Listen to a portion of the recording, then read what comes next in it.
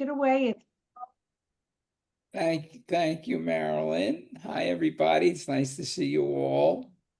Uh, okay, so yes, I'm being fact-checked tonight. Another round. It's from 2021 from Denmark. It was an Academy Award winner for Best International Feature in 2022. But after watching it, many of you might have felt it was a film all about drinking. But I will be suggesting some different ideas as we delve into it.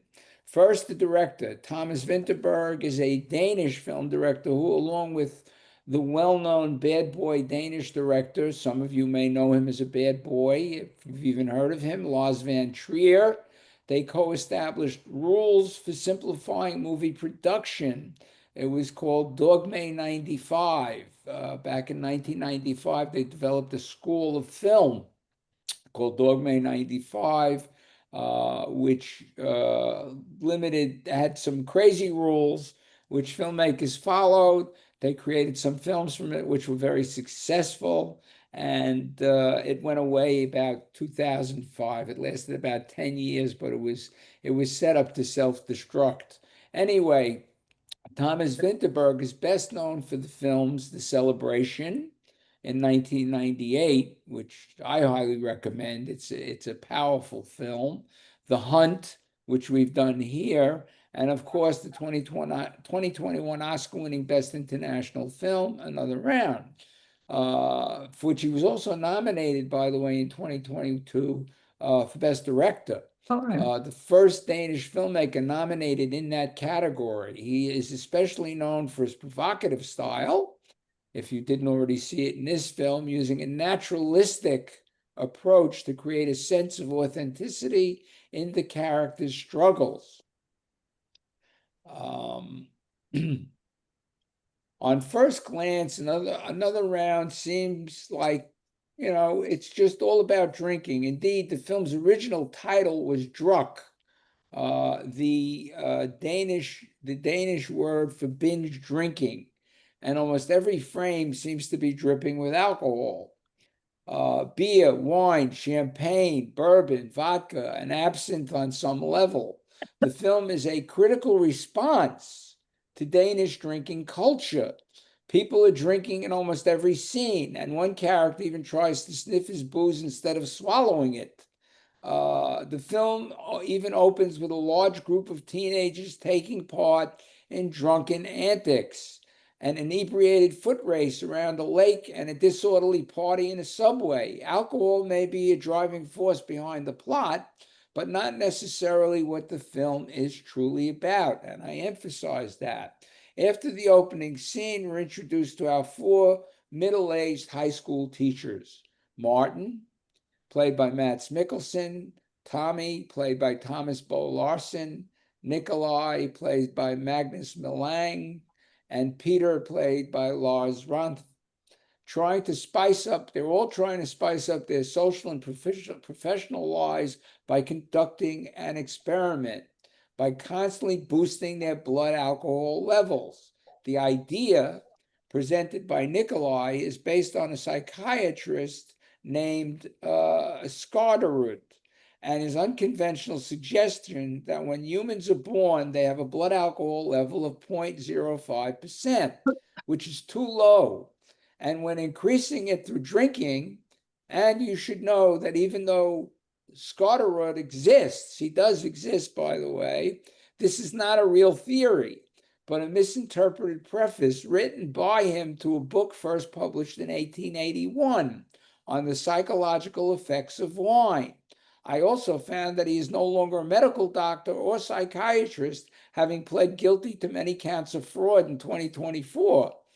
Anyway, despite experiencing a number of initial improvements, the line between positive intoxication and destructive alcoholism becomes increasingly blurred, leading to personal and professional consequences. And of course, things go predictably, and as you can imagine, horribly wrong.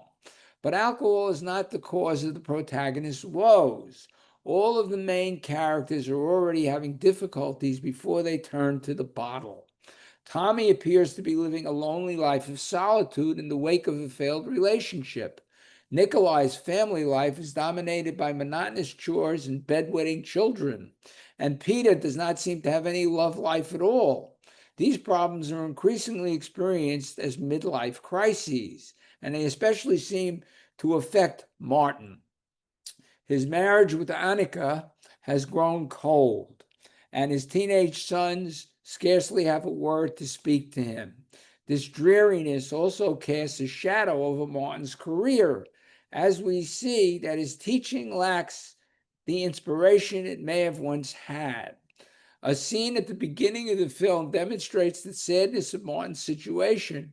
After his students confront him about his poor exam preparations, he retreats to his office, and we briefly see him sitting alone in the dark, silently looking out the window. Outside, the world is colorful and vibrant, but none of this seems to reach Martin. After introducing us to all four of the main characters, the film brings them together at a restaurant to celebrate Nikolai's 40th birthday. This heartbreaking, and it is, scene, which occurs less than 20 minutes into the film, is an emotional tour de force. Amidst the warm atmosphere, jovial conversation, live music, and copious amounts of liquor and caviar, Martin loses it.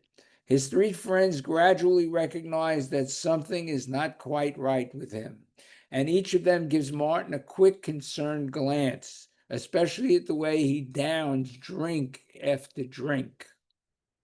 And after one long swig of wine, Martin finally breaks down, struggling to hold back the tears. He admits, I don't do much. I don't see many people. Mads Mikkelsen powerfully delivers these lines, allowing his strong, stoic face to turn fragile and delicate. As he downs another glass of wine, it is as if Martin is literally trying to drown his sorrows. Alcohol is not the cause of Martin's problems, they were already there. So if alcohol is not the cause of these protagonist crises, it also seems that abstention is not necessarily the solution. Sobriety is not always a royal road to happiness. And in one of his first inebriated lessons, Martin makes the same point to his students, comparing the drunken predilections of Franklin D. Roosevelt and Winston Churchill to the relatively alcohol-free lifestyle of Adolf Hitler. Simply put, one can be sober and wrong. While another round is critical of alcohol abuse, it is also certainly not an anti-drinking morality film. If that were the case, it would be an extremely hypocritical movie.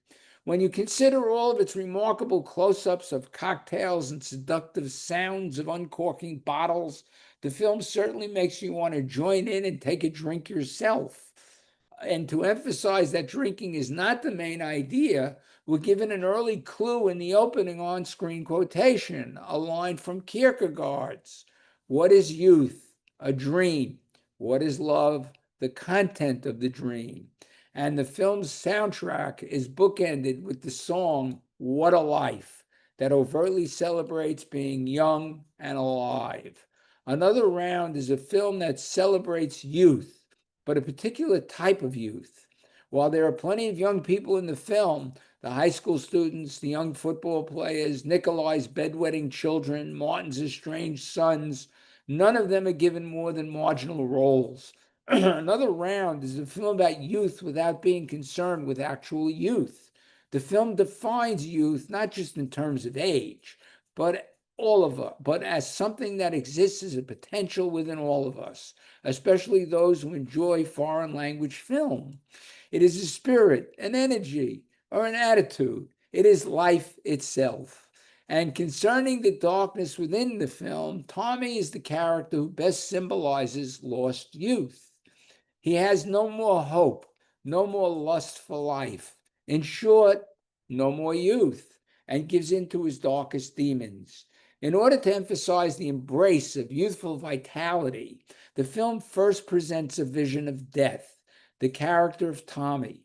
We first meet Tommy in his home when Martin compliments his suit. If you remember, he compliments his suit, and Tommy admits that it's a leftover from previous times. From his failed relationship, with a woman named Meta. Tommy is living a lonely life. His only companion is his aging dog, Laban, a sad animal needing significant help, reflecting Tommy's own decline. And like Tommy's old suit, Laban is presumably another leftover from Tommy's previous life. And if the dog had healthier years, so did Tommy. Significantly, the dog's picture is the most prominent decoration on Tommy's relatively bare refrigerator. Tommy, in effect, is alone. With his marriage on the rocks, Martin seems to be following in Tommy's footsteps, and he warns Martin against it. Speaking about his own life, Tommy declares, "This isn't worth anything. With no more hope, no more lust for life, in short, no more youth." Tommy gives into his darkest demons. Of the four protagonists, he's the only one who cannot let go of the bottle, falling deeper into alcoholism and despair. Tommy commits suicide, taking his boat for one last trip around the bay. Before going out, he throws away his life vest, thus symbolically throwing away life itself. Importantly, even though Tommy is lost, we should not count him as a complete failure. After death, he still lives on. First, there is the indication that he has touched his students in important ways, and that comes through with the young kid Specs. He's used to show the importance what Tommy played in his students' lives with Tommy's encouragement. Specs overcomes his bullies and scores a goal. And during Tommy's funeral, he puts a flower on the coffin and leads his teammates in a song. Tommy might have been overcome by the forces of death, but through Specs, his legacy lives on. Tommy also lives on through his final words to Martin, his warning not to follow in his footsteps, and his encouragement to embrace his estranged wife. As Martin and Annika later admit through their text exchange, Tommy is still rooting for them, even beyond the grave. If Tommy is the film's representation of death, it is in the film's final cheerful scene that we get the clearest glimpse of life. Early on, we learn that Martin once trained as a jazz ballet dancer. Numerous times throughout the film, he's asked and turns down requests to show off his moves. It is only after Martin has begun to transcend and conquer his crises that he allows himself to dance once again. Tommy has passed away, and there will always be scars, pain, and loss. But somehow, in the midst of all the suffering, Martin manages to rediscover his own youth. Rather than following Tommy's destructive path, Martin chooses life. With a few short text messages, Annika indicates that reconciliation is still possible. And when the graduating students arrive to celebrate their accomplishments, Martin and the other two protagonists go out into the streets to join them. If Martin's earliest statement of loneliness had been emotional linchpin of the first part of the film, his rapturous, jubilant dancing provides a much-needed catharsis. Martin's dance should rightly be considered one of cinema's great moments of life-affirming joy. The film ends with a freeze frame, Martin concluding his dance by leaping into the sea, thus embracing life itself.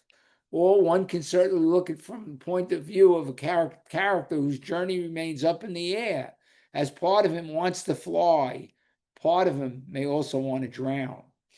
I always stress that the context matters, and we have to think about when this film came out, in the early days of 2021, between the COVID pandemic and the menacing lunacy of a cult that threatened the newly elected president. We were living at a time when the world seemed to be on fire.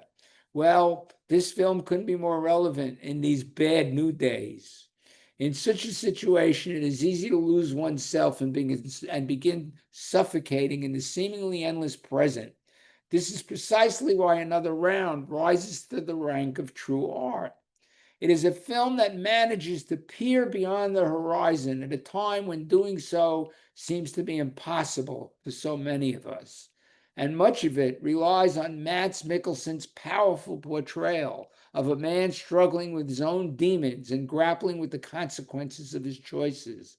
We might not yet be able to glimpse a more hopeful future.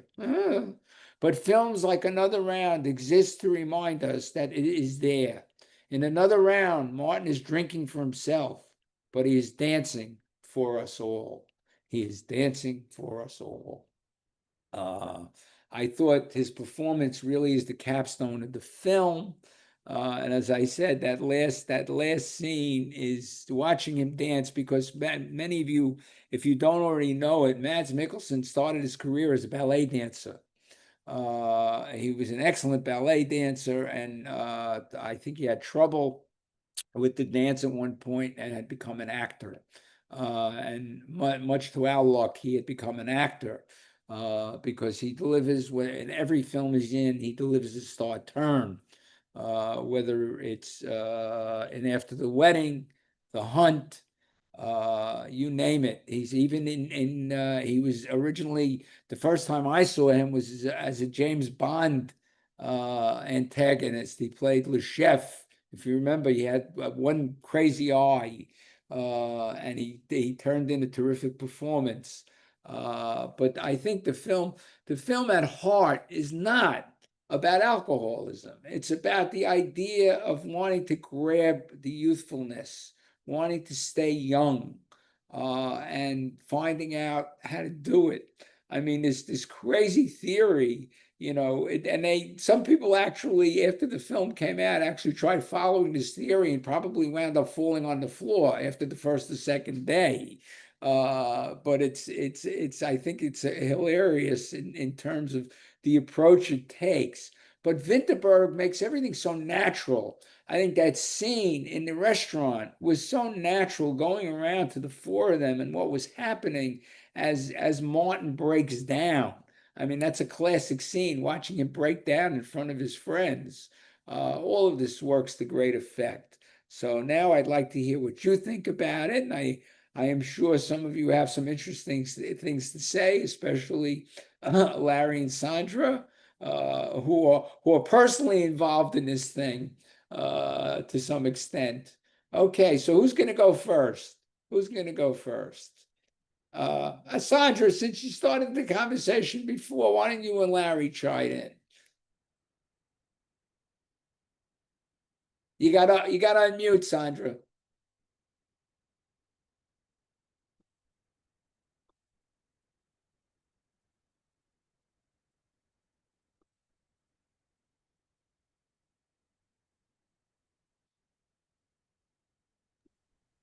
I think that the biggest thing that struck me on the second go around of the film was, if you watch, that was not graduation at that first part of the film. It was an ordinary kind of party situation.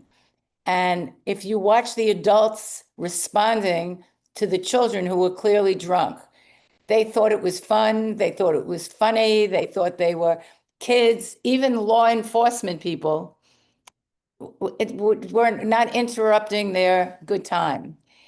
This is really the way it is. If you go to a party in Denmark with 15-year-olds, and 15 is an age when kids are confirmed. So what happens is the kids get drunk, and all of the adults are helping them get drunk. And it's very much a part of the culture. And it's amazing that they're as productive as they are and as academic as they are. But the film really captures the sense of Denmark, the way people sort of let you be, the way you are. And the view of the school, the kids having the relationships with the teachers. They call each other by first name.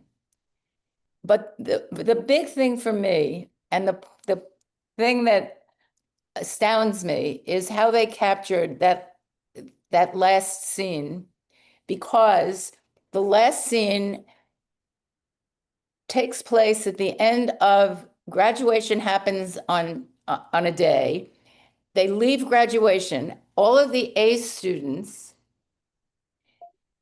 go behind a series of trucks, which you saw, which the kids get onto, which are loaded by the parents of the children with beer and wine, and mostly beer, but every bit of alcohol. So they have, if there are 30 children, there are probably 3 buses.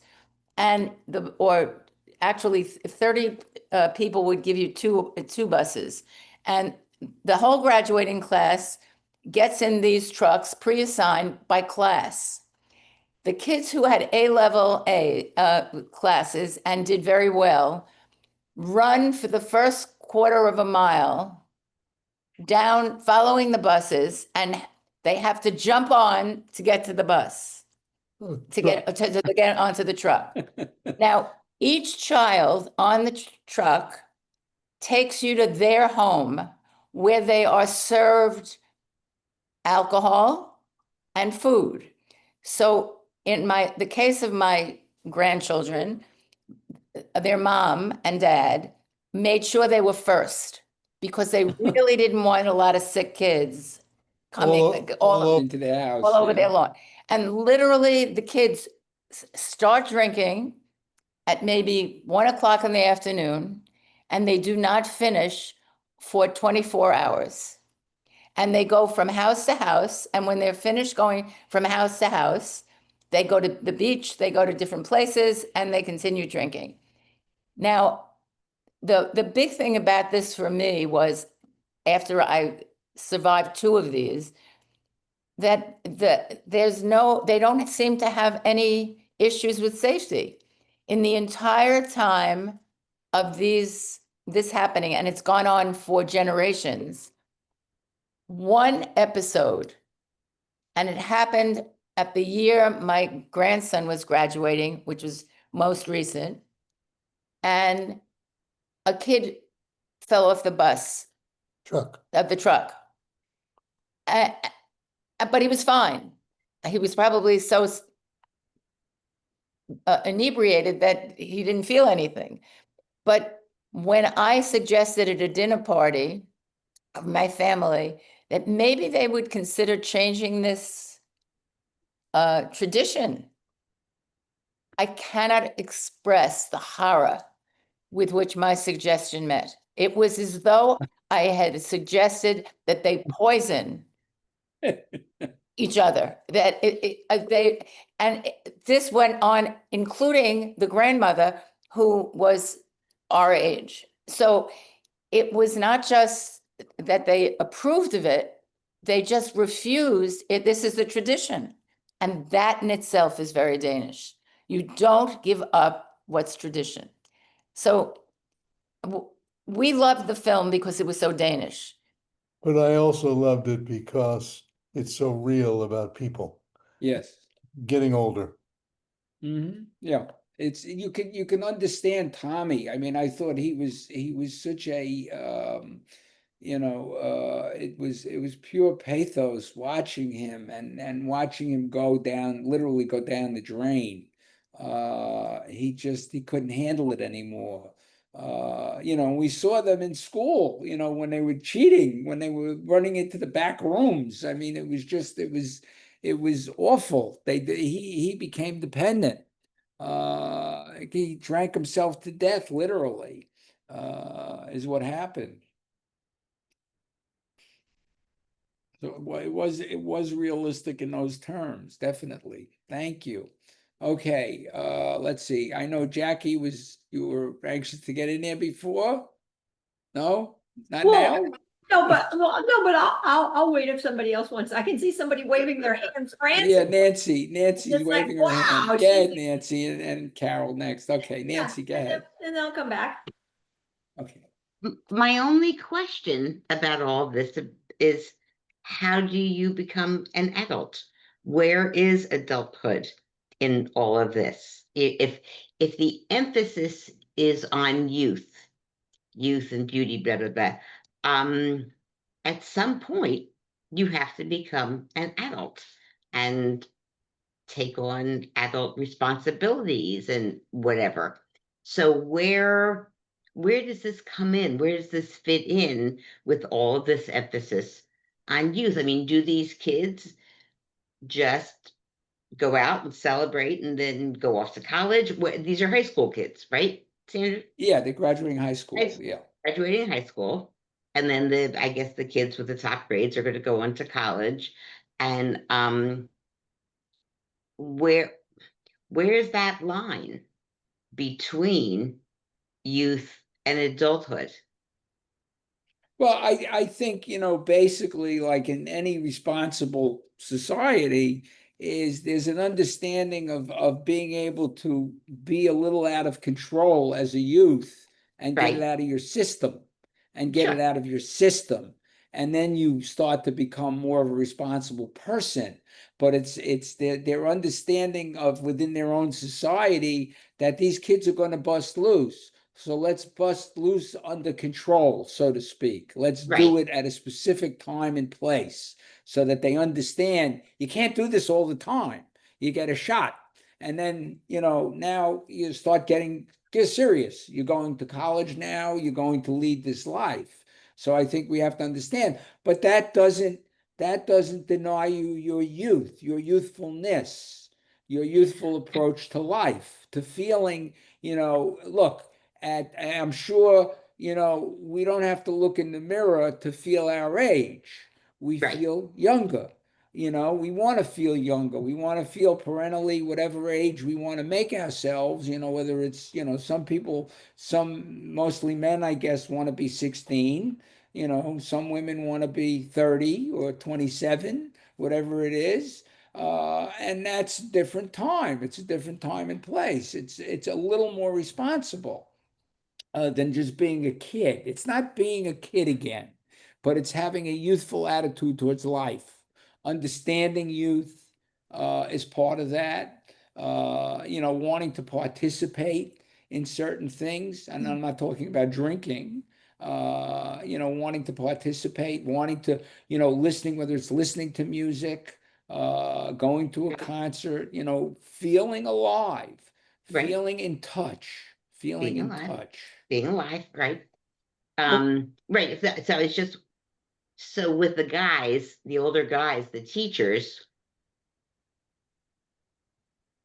could they not do this without alcohol? Could they of not? course they could, but I think what was happening was, and it's purposely, look who we picked. We picked four guys in their 40s, Right. maybe approaching 50, whatever it is, and they're feeling what's happened to our lives. Right. Of course, Where has happens to it all of us. gone? Martin, Right. Martin is, he's just not happy. He's just not able, he's lost his youth. They've all, in a sense, Yeah, lost they're all something. I mean, you right. got one who's, tending to the kids and running around and, feeling like he's missing something. Each one, I forget which one it was, but with the music, I thought that was another fabulous scene in the classroom when they're listening to the music, and his comments. I mean, that's part of it. It's Okay. All connecting right. to something that makes us feel young. Sure. Uh, and that's, I All think, what right. it is. Okay. All right. Does that help? Oh, yes, absolutely. It just felt as if the adult guys couldn't, quote unquote, get it on without alcohol. That Well, they they use it as weren't an able to find excuse. something, they weren't able to find something to connect to, Yeah. like music or art or literature or whatever it was, or they're teaching that they just were all a bunch of burnouts. And so that's why they needed this alcohol thing. Um, I mean, I love the films. I saw it twice. And I especially loved the part when they advised the young kid who's going to take his philosophy exam. Yeah, right. Take a couple swigs beforehand, and you'll be Yeah, fine. yeah. And he Drink a does, little and bit, it and it'll loosens improve your it behavior. does. Yeah. There's no doubt it loosens you up. There's no doubt about that.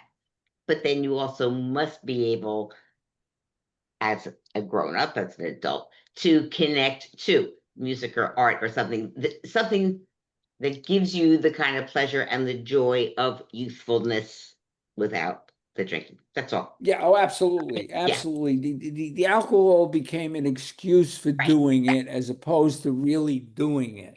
Right. You know, without a crutch, without Mhm. something to excuse you. You know, it's in listening to Sandra and Larry, is you get the feeling that in Denmark they do this. It's, you know, it's a steam valve. They open the steam valve, let off their steam, and now let's Right. get down to business. Mhm. You know, and that's understandable. You know, it's going to exist no matter what. It's how Well, you everybody control does it. it. We just don't. We just don't broadcast it that Yeah, much. it's how I you mean, you know, control it. kids do it. Graduating high school. I mean, it's not like it's not done. Right, right. Thank you. Thank you. Okay, Carol, Blurt.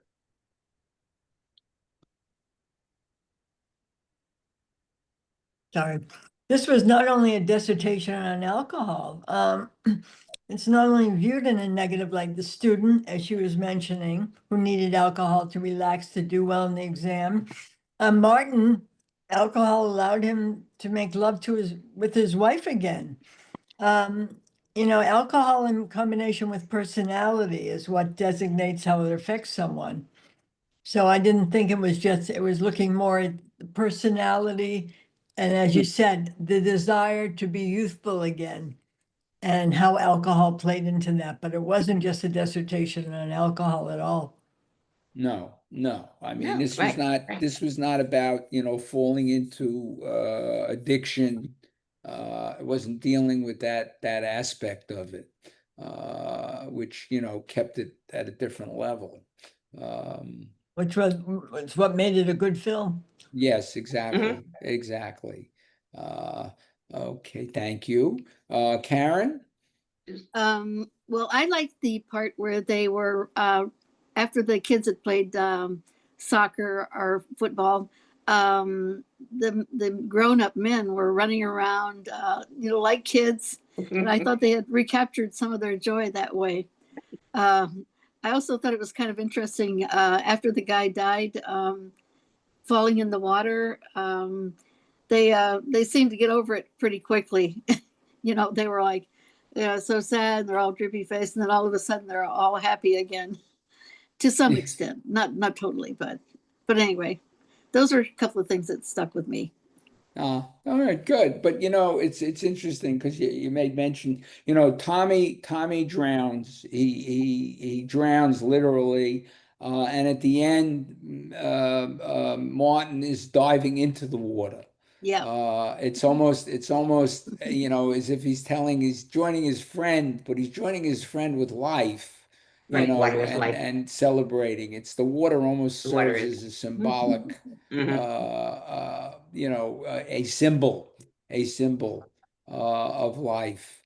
In that case, in one case, it's a symbol of death. In another, it's a symbol of life, which is the way we always look at water in a right. film. I Uh, also I when he started out in the boat, the dog being so old, I thought it was the dog he was going to drown, and then he drowns, and the dog is still sitting in the boat whimpering. Yeah, poor dog. He couldn't Yeah, go without him. I mean, it was so sad. It what was so happened to the sad. dog? Yeah. Yeah, it was so sad. Poor Laban. Thank you, Karen. Sandra, I know, did I see you had something? The scene where the teacher gives the boy a drink for courage, that troubled me. I appreciate where the movie was coming from about these guys all had troubles and they're trying to do something different with their lives to see if it helps them. But when you start to teach a kid that having a drink will get you through a troubling situation, that was not a good thing. Because I No. so No, it wasn't. It's you know, it's one of you those see moments you an look and you alcohol go, in the making, right? well, I don't know if it's an alcoholic in the making, but it's not something advisable. You know, it shouldn't have been something that would happen. You know, but it's only natural that he would do it. You know, he Yeah, says, because okay, I gotta loosen this kid up, and he's yeah, found a way to loosen him up.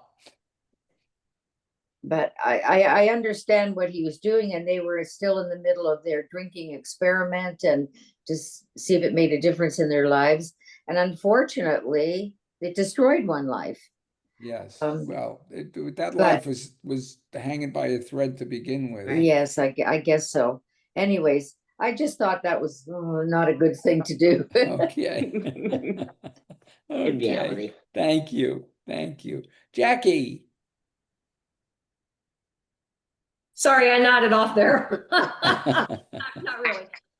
I haven't decided, and we kind of talked about this a lot, whether we really did like this film or not. We kind of go back, it was an interesting premise, but whether it's a given in any country or not, it was with the kids. It was something that bothered me a lot. I barely made it through the opening scene where they were going around the lake and throwing up with the alcohol. I thought that was excessive, but nobody's mentioned the kids are on two different sides. At the end, some of them are very joyful, but on the other hand, some of them literally are just heartbroken. The loss of a teacher, watching your father passed out in the street. Whether that's what people do or not, that's really heartbreaking. So it was an interesting premise.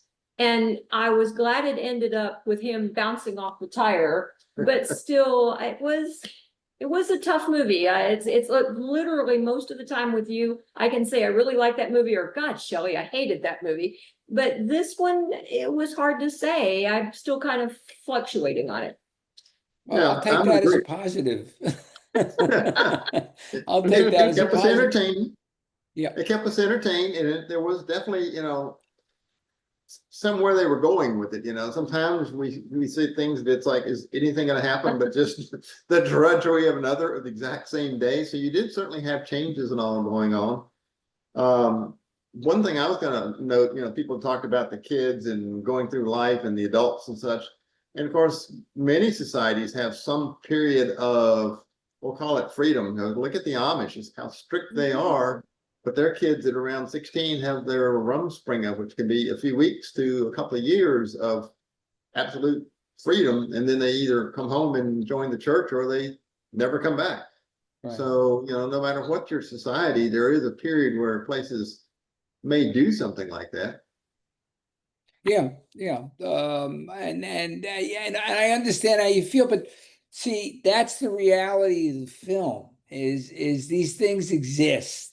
These things do exist, especially in we're looking at another culture, and when we reflect on another culture, how does that work in our culture? And I always have to be reminded. I always have to remind myself, with 350 million people.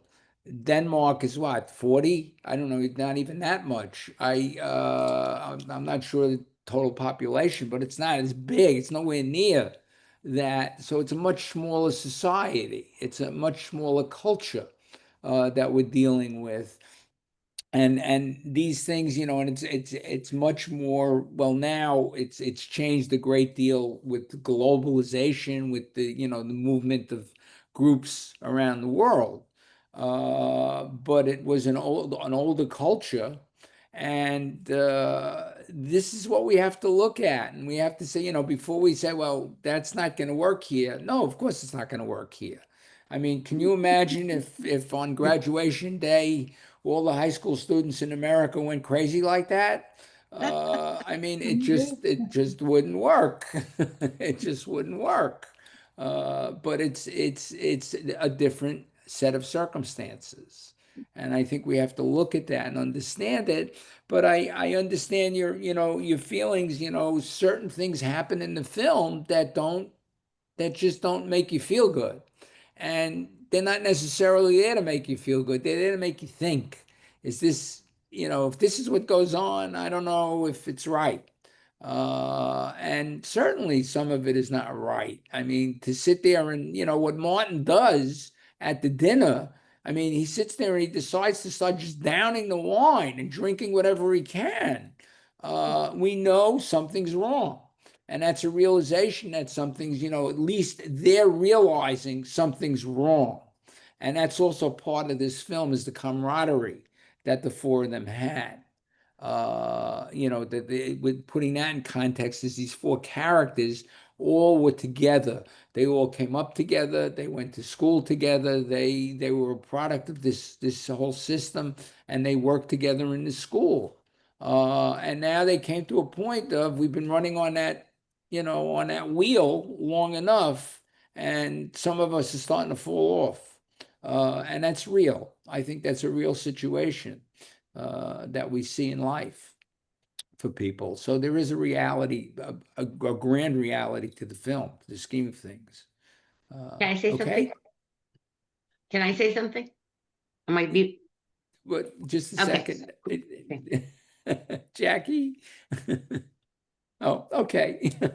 Yeah, go ahead, Nancy. no, I was gonna say, if four guys are having dinner, and one of them starts to drink heavily, there's the sign that, okay, guys, we need to pay attention to Martin because he's in trouble, as opposed to they're all drinking heavily, so it's hard to discern who is the most troubled among them. It's just a thought that I had. Well, he breaks down. Yeah, He but breaks and down. So they know there's something wrong. They know there's something wrong. by the way, That's why. I lost an uncle in the Delaware Bay with a boat just going around and around. The uncle was never found. A little weird, little Yeah. creepy on that one. Yeah. Anyway, so I just would think that if this one guy is really putting it away, go, oh, he really needs us, Right. as opposed to all of them. That's all. Okay. I mean, I understand that. But that's the point, is I know that the they point, do right. realize that there's something troubling him. Mhm. That they could have a few rounds and celebrate, be happy, whatever it is, but he's just not putting- being part of it the way they are. Right. Okay, great. Marilyn, did you have something? Yeah, like Jackie and Larry, I sort of also, I liked it, but then as I'm listening to Sandra and Larry, as well as realizing it's a cultural thing, that makes me feel that this is like a really worthwhile movie. But I mean, they're all worthwhile, but more worthwhile to me. So my question is, this study that they were talking, do they really, is this like a private thing among the four friends? Or really were there studies that showed how much you can drink before you become irresponsible, kind of thing? Has anybody in that culture, I don't know, Sandra, does anybody ever do that kind of thing, or who's responsible for this study? And is this part of the fiction? I'm lost. No, this is a guy that purported to be a psychiatrist and a doctor, and he wrote it as an introduction to a book that was written in 1881. He lives in present day, so to speak, but he wrote it as an introduction to a book in 1881, and one of them picked up on it and said there is this theory. And when I dug into it, and you find some research into the film, what Thomas Vinterberg was saying was they looked at this guy and he was a phony. I mean, he invented this whole theory, and it was for the use of the film. It was a device in the film. But I imagine seeing the film in Denmark, there was probably a lot of people that figured, oh, this is an interesting idea. And might follow it, but I don't think so. I don't think so. But there aren't It many was- functional alcoholics, Right. too, in Yeah, any culture. right. No, you can't function that way at that level. No, Not that's at that nuts. That's nuts. I think the best comment though was that, you can't be, when he says you can't be a teetotaler, and let's look at Roosevelt, who enjoyed his martinis, and Churchill, who enjoyed his wine and everything else, and look at Hitler, who didn't drink at all. Right. I thought that was the That was funniest great. line in the That was a film. good line. That was terrific. Yeah. Thank Thank you. you. Thank you, Marilyn. Okay, anybody else? Anybody There's else have anything Sandra's they want to friend. add? There's Sandra's friend, Shelley. Yes. Hi. I just Hi. want to say that I don't think we were supposed to enjoy this film entirely. And I think the brilliance of it is that you could enjoy it and at the same time realize that what he's talking about, he's taking this idea and using it as a way to show what can happen when you get into states of life where, like middle age, where you're wondering, is it working? Or maybe it's not working, or I'm really not as happy as I thought I'd be. And what he points out is that the only thing that I guess really saved them is that their interactions, the ones that had interactions that were better with their students and the ones that had interactions with each other. We're not supposed to think that this was a prescription that, that he's exploring. I think he's really exploring how to live your life and how to make the best life and how to get beyond depression and I don't know. I thought it was a really wonderful way to do that with so much humor and so much exuberance at the same time. That's a great point, which extended is the fact of can't we get along? It's really making an excuse to getting along without it. In other words, there's more to it than that.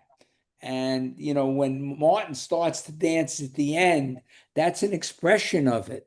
Yeah. That's an expression of it. He's busted away. He's reconnected with his youth, with what he always was.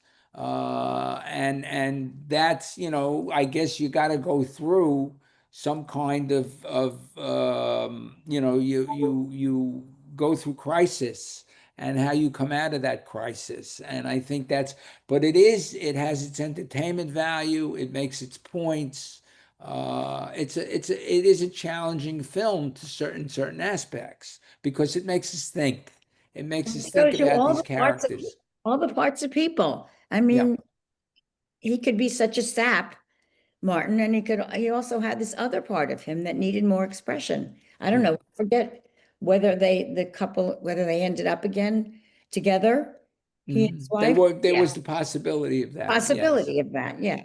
And then you experience that, and then maybe you drop out again, and then that's life. Well, you're right. You lose something somewhere along the way. You lose. It's human. We lose something, whether it's in a marriage, a friendship, whatever it is. You lose something, and then you figure out, wait a minute, what did I lose here, and how do I get it back? Yeah, exactly. And I think that's what's important and that's what grasping onto youth is, getting it back. Yeah, terrific. Yes, Sandra. Two things. One is Larry looked it up. 6 million, just under 6 million people is the population of Denmark. That's nothing. That's less than New York City. Right, so that's okay.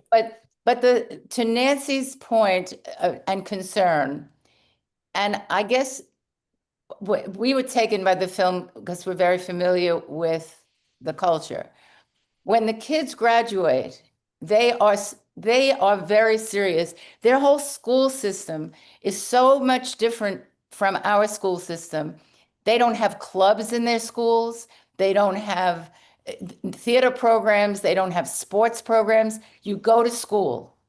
It's academics from kindergarten through 12th grade. When you pass your exams, you go on to university in the field that you're interested in. If you notice in the film, and it really didn't occur to me until the conversation tonight, the teachers who were looking at the possibility of a drunk teacher were astounded that this could possibly happen.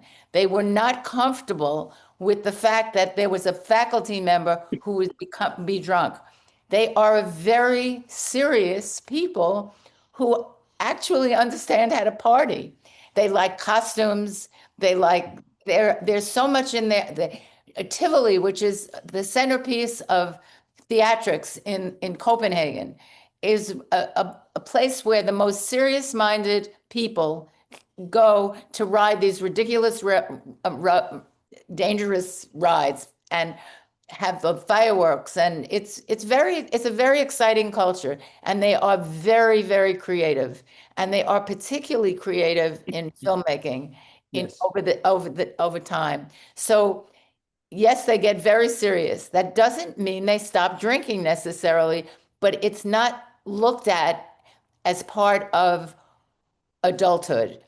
I just didn't think of it that way, but it's true. It's really a separation. And that's probably why we were booed so much, because this was the last hurrah for these kids to really get away with it. And get away with it, they do. Right. And to Louise's point, the four represented all of us. Those Yes. four teachers were all of us. And I would recommend that a visit to Denmark is an unbelievable experience for Americans, because they don't like breaking the laws. They are very, very generous in their attitude towards foreigners and immigrants. They are extraordinarily conscious of aesthetics. And if you look at the production quality of the film, the camera work is superior.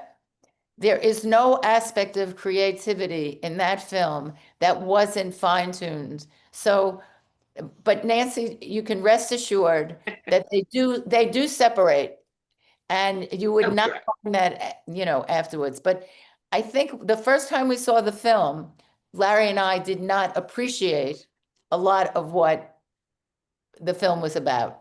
That's understandable, believe me. And that's why I say you got to go back and look at it again, and you start to realize, okay, now I see what's happening here. You really dig into the film. You start seeing it. You start seeing the things that are happening, the interactions, what's really going on beneath the surface. I would highly recommend his film Celebration. If you get a chance. I mean, that's a wild ride, and it is exemplary of Danish film. I mean, you're right. Danish film is a major school of filmmaking. I've been there a couple of times and visited their film institute. But their films are terrific. I mean, their directors are wonderful. Their writers. I mean, they also have women who were in the Dogme School. Suzanne Bier, who won an Academy Award for her film In a Better World, which I highly recommend. And After the Wedding, I know some of you, most of you, didn't we do it? I think we did it, didn't we? I think we did. I loved it. Yeah, After the Wedding is an absolutely wonderful film. And it's actually, one of the things, and that's, I guess Suzanne Bier is known for it, but one of the things some Danish directors do is they reach out into the world. They don't sit just in Denmark. They either bring the world in at some point, or they go out into the world.